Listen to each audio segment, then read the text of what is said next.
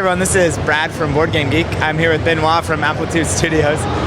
We're going to check out, Endless Legend, which is sort of a follow-up to Endless Space, the 4X space game. Can you tell us a little bit about how Endless Legend works? Yeah, no problem. That okay for the distance? Yeah. Okay. Yeah. Endless Legend is our next 4X game. We released 2 years ago, as you said, Endless Space. In that game, Endless Legend is going to be a fantasy world on a planet this time. It's not in the universe. And I got a lot to show you. So basically, we will be on Steam within a month in early access. So it's still a pre-alpha for the game. So be kind. And we will release the game within the year. No problem with that. So let's have a look on it. Sure. Yeah, thank you. Sorry, and sorry for that, but I'm Benoit, so I'm game designer on Endless Legend. That's awesome. Yeah, let's take a look. Okay, let's start a new game. You can see behind the scene, there is a scene behind, and it's one of our playable factions called the Broken Lords. Okay. The setting of the Endless Legend is really strong, and they really emphasize it. Really want to have many factions, many gameplays, and with a strong backstory for each of them. So, in Endless Legend, we're going to start with the White Walkers, just to show you. White Walkers they are kind of elves in our universe. All the world, like in most of, I would say, all of the 4X games, the world is generated. I can change settings, to change the size of the regions, the world, and everything. Okay, let's start. So it's Endless Legend. The game takes place on Auriga. Auriga is a planet, a dying planet. Initially, it was where the Endless decided to make some experiences, and that's so why the planet is dying now, because they left, and then a long time after the new civilization rise up, and you're gonna be one of them.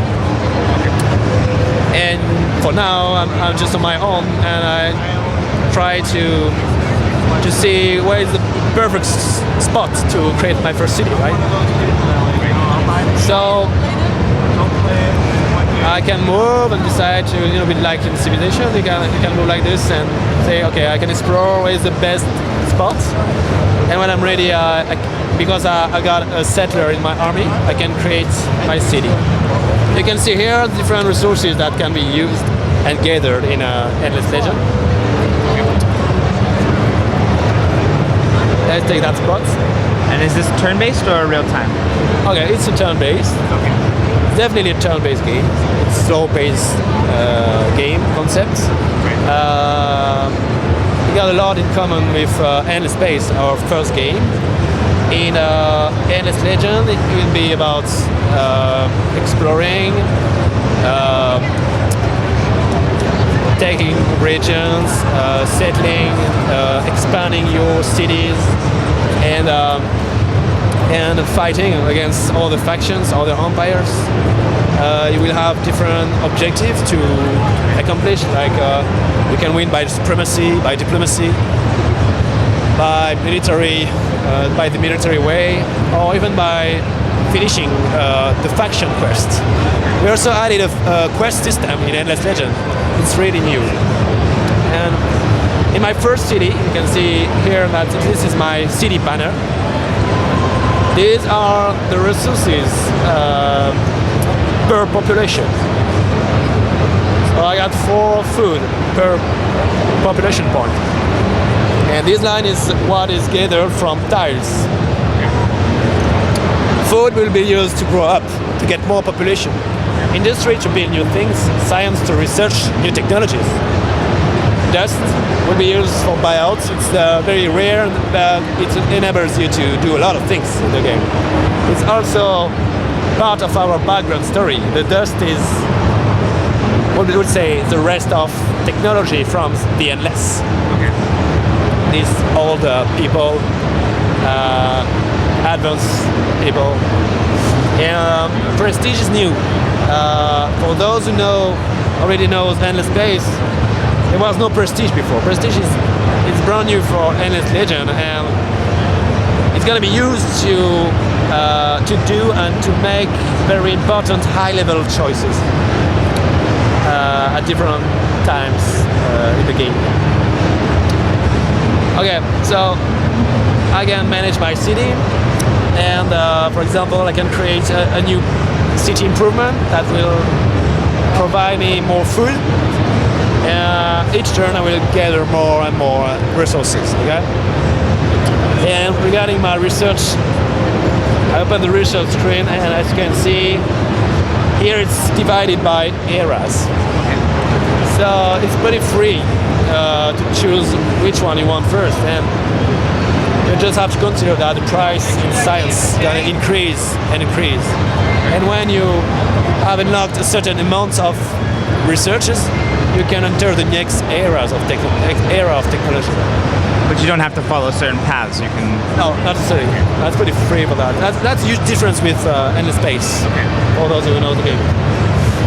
Okay, so to begin, I already have this one about food. It's pretty good. I know that I will have to build a lot, so industry is a good choice, I think. Let's get it.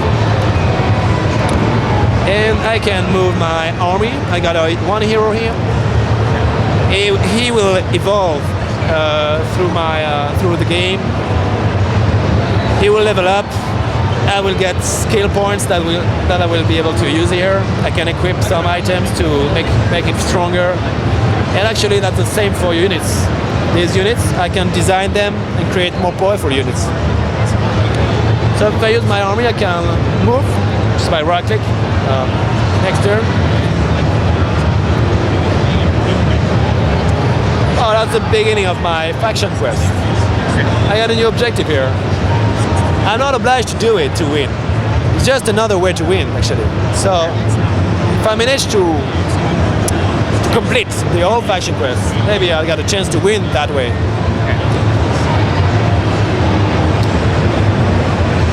Okay, let's search some ruins too. Maybe I'm gonna get a loot or something. Nothing. Not this time. Okay, let's get going. Next turn.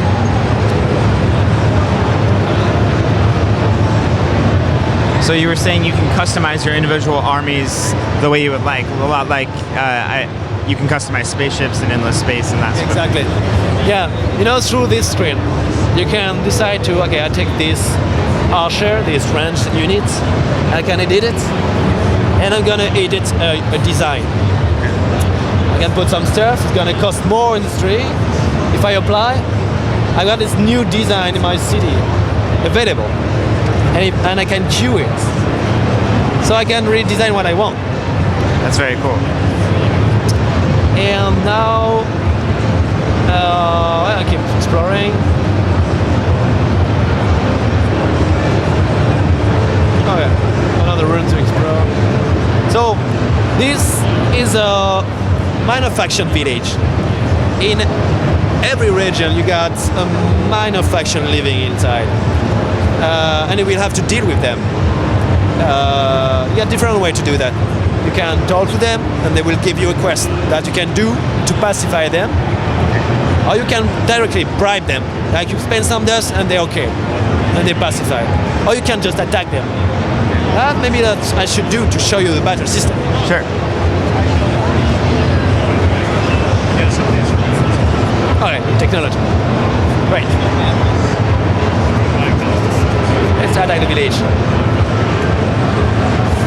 I can do it automatically or manual. Automatically is, we got this feature using the battleground, the altitude, the effects on tires. So it's good to do it manually. So as you can see, the battle takes place directly on the map. There is no instantiation. This is very interesting because if I want to check out my city in the same time, I can. I get back to the battleground, right? So first phase is to deployment. So my unit they spread it out from the leader of my army. So now you can see all of the units of your army. So I can play them like this, and when I'm ready, I'm just press the button. Now it's a short phase about targeting. I can set targeting depending on my priorities. Okay. So showing your options. And later I will be able to decide, okay, I want them to be more aggressive, more defensive, or just to keep the position, or holding the position. These units are not that dangerous, so it should be okay. So can the enemy attack your city while you're in a combat? Not in that combat, but it's a good question. Actually, they could attack your city in another battle. They could capture your city, and you will lose it. They could even destroy it then. So it's true. You have to keep some units in your garrison. Like here, if I build new units, maybe I should sometimes keep some of them in the garrison to protect my city. Okay, I won. Great. Good. Now the village is destroyed. I mean, they've been pacified by force. And if I manage to control the region by creating a new city, I will be able to assimilate this faction. And assimilation means new bonuses for my empire and the ability to recruit a new unit. Their units. Okay. That's very cool. So thing, maybe. Okay. Later we will have a diplomatic system, a marketplace to trade things like heroes, mercenaries, resources. You will unlock, trigger a new quest. Let's have a look at all of this screen. This is to manage my different resources, assimilate factions, setting my empire plan. You can see here the list of my different regions, just one right now. The research screen, quest journal, army management, diplomacy, trade, and after a little bit of time, you will see that the winter, the dark season is going to come. It's going to impact all of the economy, less food, less movement points. Like I'm gonna show you. Yeah, you know, when it's the winter, you can see that it's more. Yeah, it's less easier to master your empire, and that's why you will have to anticipate it. Maybe to assimilate some minor factions, maybe to think differently because you know that the winter is going to come. And you also will have to maybe research some technologies to better anticipate the winter, you know, to better forecast it. It looks really interesting. I like the weather idea, as well as a lot of the customization that you can do, and how the troops that you have available to you are dependent upon who you choose to conquer and where you choose to battle. Those are really cool concepts. God, you like it? Yeah, I do like it. Thank you so much. So yeah, well, we can check it out on Steam in a couple weeks in early access. On Steam early access. It will be an alpha game, but the whole experience, I mean, you will have enough to really enjoy the whole experience. More will come later, and we will release the game within the year. Yeah. Very cool. Thank you so much. You're welcome.